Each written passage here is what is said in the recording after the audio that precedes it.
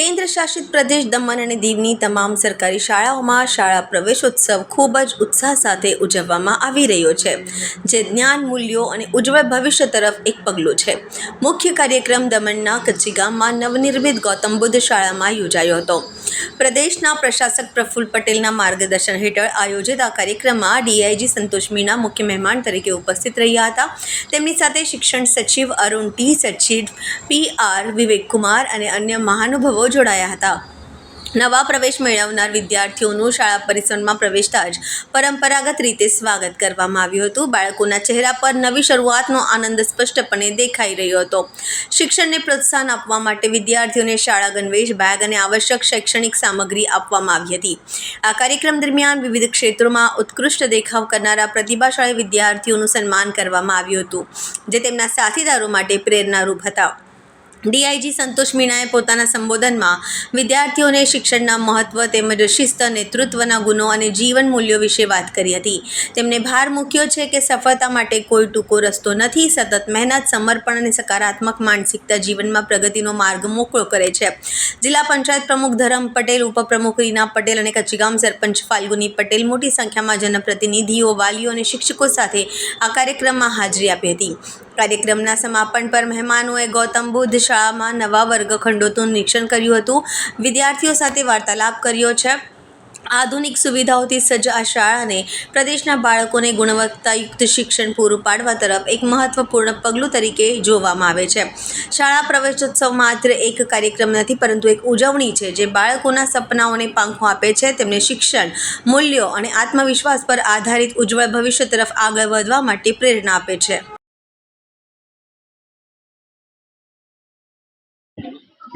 मुझे एक बात की बहुत खुशी है बताते हुए कि जैसे एक टैग लगता है, लोगो लगता है, वैसे हमारे कच्ची गांव के अंदर, हमारे दमन के अंदर हमारा कच्ची गांव विलेज ऐसा है जहाँ पे सबसे बड़ी स्कूल का निर्माण किया गया है. कोई अगर हमें किसी को बोलना है कि कच्ची गांव कहाँ है, तो हम बोल सकते हैं कि कच्ची गांव की जो स्कूल है ना, उसकी पहचान से हम अपने गांव की पहचान दे सकते हैं. तो इसके लिए मुझे बहुत खुशी है कि इतनी बड़ी स्कूल हमारे कच्ची गांव के अंदर आई है और इसी स्कूल के साथ हमारे गांव की पहचान भी बढ़ गई है. धन्यवाद. ये आपको दे दो, काम आएगा. पानी आ गया. थैंक यू मासी.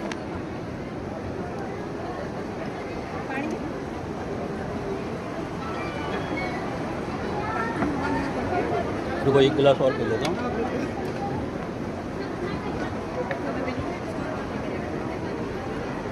ये जो स्कूल के लिए एक्सप्लेन किया बराबर था कि कम बराबर था? पानी कि पी जैसे कंस्ट्रक्शन ये वो ज़्यादा बोलूं नहीं। एक पॉइंट बाद में और है ना आपका जब एक बार. आज कच्चीगाम स्थित स्कूल में ऑनरेबल एडमिनिस्ट्रेटर श्री प्रफुल्ल पटेल के ओवरऑल गाइडेंस में हमने मेन फंक्शन किया है. इसके अलावा ये जो स्कूल है Gautam Buddha higher secondary school Kachchigam, इसमें मेन फंक्शन था. इसके अलावा जो शाला प्रवेश उत्सव है वो हमारे पूरी टेरिटरी के 294 स्कूल्स में अच्छी तरह से आज आयोजित किया गया है. इसमें बेसिक जो उद्देश्य है प्रोग्राम का वो है कि जो नए बच्चे जो स्कूल में आ रहे हैं, एंट्री कर रहे हैं, बाल वाटिका में आ रहे हैं, उनको उत्साहित तौर से स्कूल में एंट्री दी जाए, उनका स्वागत किया जाए, जो कि तिलक लगा के किया जाता है, और उनको स्कूल की जो भी स्टेशनरी है, यूनिफॉर्म है पूरे साल की, वो स्टेज पे बुला के उनको वेलकम किया जाता है स्कूल शिक्षा में एक प्रकार से ऑफिशियल तरीके से. इसमें ऑनरेबल एडमिनिस्ट्रेटर सर का विजन है कि बच्चे जैसे स्कूल में आते हैं, एंटर करते हैं नए बच्चे, तो उनका एक तरीके से मनोबल बढ़े, वो एक इमोशनली तरीके से अटैच हो स्कूल से, एक्सटेंडेड होम की तरह देखे. इसीलिए हम हर वर्ष उनके पेरेंट्स को भी इस प्रोग्राम में इनवाइट करते हैं. हमारी स्कूल टीचर्स भी रहते हैं, जिसमें एक भव्य तौर से हम सबको स्कूल में बुला के उनको प्रवेश कराते हैं. इसीलिए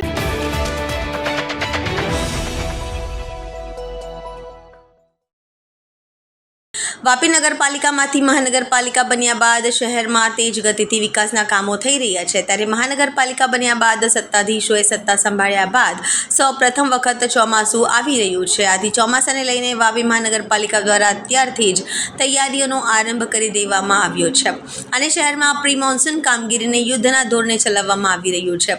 મહત્વપૂર્ણ છે કે વાપી અને વલસાડ જિલ્લામાં દર વર્ષે ચોમાસામાં સરેરાશ 125 ઇંચથી વધારે વરસાદ વરસે છે, ત્યારે ભારે વરસાદ વરસાદ વખતે વાપીના કેટલાક નીચાણવાળા વિસ્તારોમાં પાણી ભરવાની સમસ્યાઓ સર્જાતી હોવાથી ભર ચોમાસે લોકોએ પરેશાનીનો સામનો કરવો પડે છે. જોકે અગાઉ વાપી નગરપાલિકાનું બજેટ પણ સીમિત હતું. જોકે હવે મહાનગરપાલિકા બન્યા બાદ બજેટમાં ઘરખમ વધારો થયો છે, જેના કારણે વાપી મહાનગરપાલિકા દ્વારા શહેરના તમામ ખૂણે યુદ્ધના ધોરણે પ્રી મોન્સૂન કામગીરી કરવામાં આવી રહી છે, જેમાં ડ્રેનેજની સફાઈ, નીચાણવાળા વિસ્તારોમાં પાણી ભરાવો ન થાય તે માટે જરૂરી તૈયારીઓ સાથે જ શહેરના અંડરપાસોમાં પાણી ભરવાની સમસ્યા ન સર્જાય તે માટે પંપ ટેસ્ટિંગ સહિતની કામગીરી કરાવવામાં આવી રહી છે. મહત્વપૂર્ણ છે કે વાપી મહાનગરપાલિકા બન્યા બાદ મહાનગરપાલિકા વિસ્તારમાં વાપી આજુબાજુના 11 ગામોનો સમાવેશ કરવામાં આવ્યો છે. અગાઉ આ ગ્રામ પંચાયતો હોવાથી આ ગામડાઓમાં વરસાદી પાણીના નિકાલ માટે જરૂરી યોગ્ય વ્યવસ્થાઓ ન હોવાથી લોકોએ ભારે પરેશાનીનો સામનો કરવો પડતો હતો. જોકે હવે આ 11 ગામો વાપી મહાનગરપાલિકામાં સમાવેશ બાદ મહાનગરપાલિકા દ્વારા આ 11 ગામોને વિકાસના કામો માટે પ્રાથમિકતા આપવામાં આવી છે અને આ ગ્રામ્ય વિસ્તારોમાં પણ મહાનગરપાલિકા દ્વારા યુદ્ધના ધોરણે પ્રી મોન્સૂન કામગીરી કરવામાં આવી રહી છે. મહાનગરપાલિકાની ટીમો દ્વારા જેસીબી અને સફાઈ કામદારોની મદદથી ગટરોમાં જમા થયેલ પ્લાસ્ટિકનો કચરો, માટી અને કાદવ દૂર કરવામાં આવી રહ્યો છે. ખાસ કરીને નીચાણવાળા વિસ્તારોમાં જ્યાં દર વર્ષે પાણી ભરાવાની વ્યાપક ફરિયાદો ઉઠે છે, ત્યાં આ વખતે પહેલી તકે નિકાલ લાવવા માટે ખાસ પ્લાનિંગ કરવામાં આવ્યું છે, જેથી આ ગ્રામ્ય વિસ્તારોમાં પણ પાણી ભરાવાની સમસ્યા ન સર્જાય. Okay sir. ક્વેશ્ચન બરોબર. પાણી ભરાવાની સમસ્યા છે ચલામાં, શું કહેશો?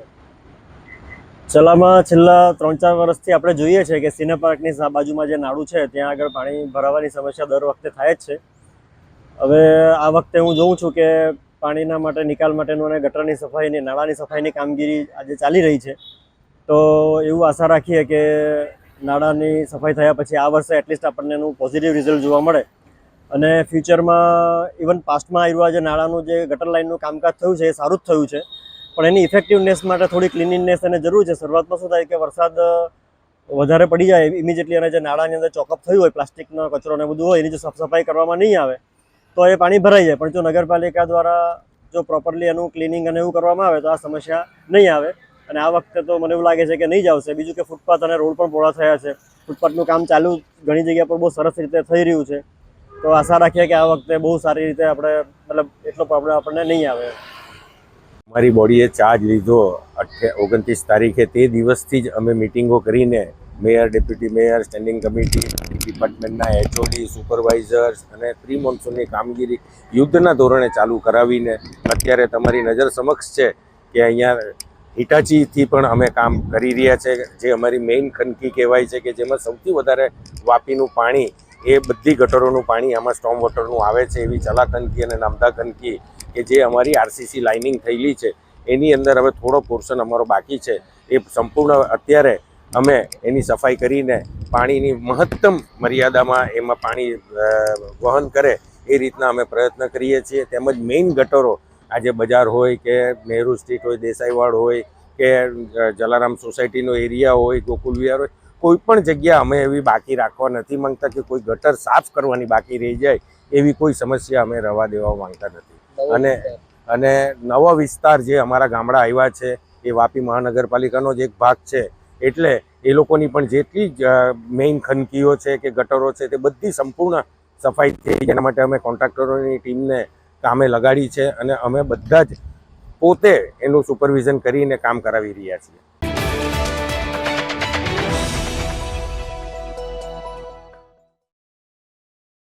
વલસાડ જિલ્લાનો ઉમરગામ તાલુકો 2 મોટો ઔદ્યોગિક વિસ્તાર ધરાવે છે, જેના કારણે અહીં રેલવે સ્ટોપેજ ઉમરગામના વિકાસમાં મહત્વનું પાસું છે. આજે વર્તમાન સાંસદ ધવલભાઈ પટેલની માંગ સાથે ઉમરગામના વિકાસને જોતા વર્ષો જૂની લોકમાંગ ફ્લાઇંગ રાની ટ્રેનના સ્ટોપેજને લીલી ઝંડી બતાવવામાં આવી હતી. સાંસદ ધવલભાઈ પટેલની લોકમાંગની વિશ્વસનીયતાને લઈ હાલ લોકપ્રિય સાંસદ તરીકે ઉભરી આવ્યા છે.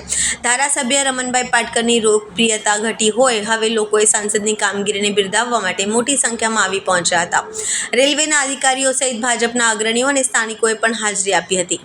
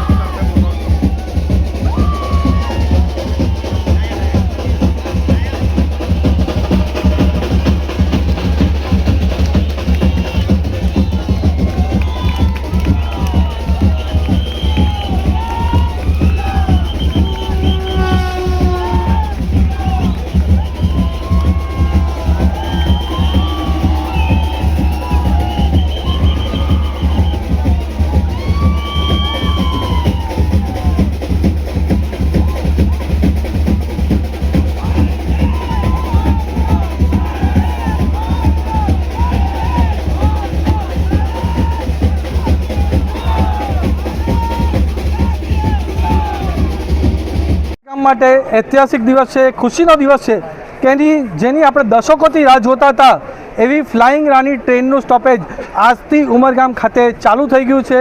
તો સૌથી પહેલાં આપણા દેશના પ્રધાનમંત્રી નરેન્દ્ર મોદી સાહેબ, ગૃહમંત્રી અમિત શાહ સાહેબને સાથે સાથે દેશના રેલવે મંત્રી અશ્વિની વૈષ્ણવજીને ખૂબ ખૂબ દિલથી ધન્યવાદ કહેવા માગું છું કે જેમણે ઉમરગામનું પોટેન્શિયલ જોઈને પહેલાં સુરત બાંદ્રા એક્સપ્રેસ ટ્રેનનું મંજૂર કર્યું ને હમણાં ફ્લાઇંગ રાની ટ્રેનનું પણ મંજૂર કર્યું। આનાથી આપણા અહીંયા સ્થાનિક ઉદ્યોગને, આપણા સ્થાનિક કામદારોને અને સ્થાનિક લોકોને ખૂબ ફાયદો થવાનો છે અને આ ટ્રેન થકી આપણા આ વિસ્તારનો ઉદ્યોગ પણ વધશે એવી અમને 100% ખાતરી છે। અને સાથે સાથે આ જે આપણું ઉમરગામનું 13મું ટ્રેનનું સ્ટોપેજ છે, 13મી તારીખ છે અને 13મી માર્ચ 2024ના રોજ જ મને લોકસભાની પણ ટિકિટ મળી હતી એટલે 13 તારીખ મારા માટે લકી છે, આપણા ઉમરગામ માટે પણ આજે લકી પુરવાર થઈ। આ જ રીતે આગળ પણ આ વિસ્તારનો સારામાં સારો વિકાસ થાય એના માટે બધા સાથે મળીને પ્રયાસ કરશું। જય શ્રી રામ। કોરોનામાં જે બંધ થયેલી લોકલ ટ્રેનો ચાલુ નથી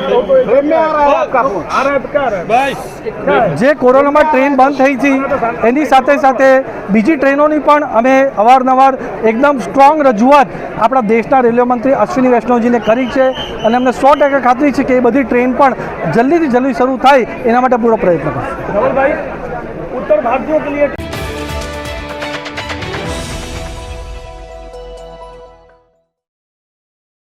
ઉમરગામના દેહરીમાં સ્વચ્છતા અભિયાન મારું ગામ સ્વચ્છ ગામ પ્લાસ્ટિક મુક્ત ગામનો સંકલ્પ સોસીઓ ક્લીનર્સ અને ઉમરગામ તાલુકાના દેહરી પંચાયતના સંયુક્ત ઉપક્રમે મારું ગામ સ્વચ્છ ગામ પ્લાસ્ટિક મુક્ત ગામના સંકલ્પ સાથે દેહરી શીતલ ટાઉનશીપથી કટવાર વિસ્તાર સુધી વિશાળ સફાઈ અભિયાન હાથ ધરવામાં આવ્યું હતું। આ અભિયાનમાં સોસીઓ ક્લીનર્સ અને ટીમના નિખિલભાઈ ધોડી, પ્રણીતભાઈ તથા સમગ્ર ટીમ સાથે ઉમરગામ તાલુકામાં દેહરી ગામના સરપંચ ધનેશભાઈ, ઉપસરપંચ ઉમેશભાઈ સોલંકી, જિલ્લા પંચાયતના સભ્ય વંદનાબેન માહ્યવંશી, તાલુકા પંચાયતના સભ્ય કાજલબેન હળપતિ તેમજ ગ્રામ પંચાયતની ટીમ અને સેવાભાવી લોકો મોટી સંખ્યામાં જોડાયા હતા। સફાઈ અભિયાન દ્વારા ગ્રામજનોમાં સ્વચ્છતા પ્રત્યે જાગૃતિ ફેલાઈ અને પ્લાસ્ટિક મુક્ત બનાવવાના સંકલ્પને મજબૂતી મળી હતી।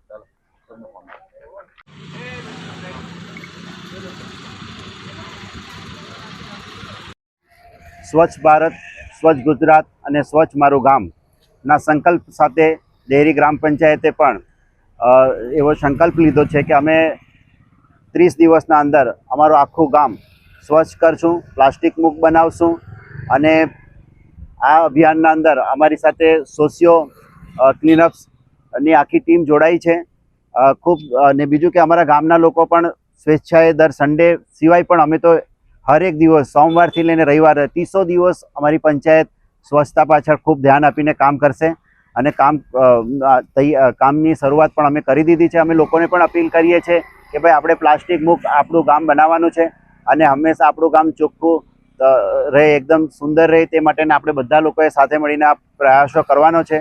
અને આપણા દેશના વડાપ્રધાન નરેન્દ્રભાઈ મોદી સાહેબ પણ સ્વચ્છતાના ખૂબ આગ્રહી છે અને અમે આ વહીવટતંત્રને પણ એવી ખાતરી આપીએ છીએ કે અમે અમારું ગામને સ્વચ્છ અને સુંદર બનાવવાના અમારા જે પ્રયાસો છે તેમાં અમારી સાથે અમારી ટીમના અને ગામ લોકો પણ જોડાઈ રહ્યા છે। સોશિયો ક્લીનર્સના આખી ટીમ પણ જોડાઈ રહી છે અને આ જ કાર્ય અમે લોકો અવિરતપણે ચાલુ રાખશું અને 30 દિવસના અંદર પ્લાસ્ટિક મુક્ત અમારું આખું ગામ બનાવવા માટે અમે સંકલ્પ લીધો છે।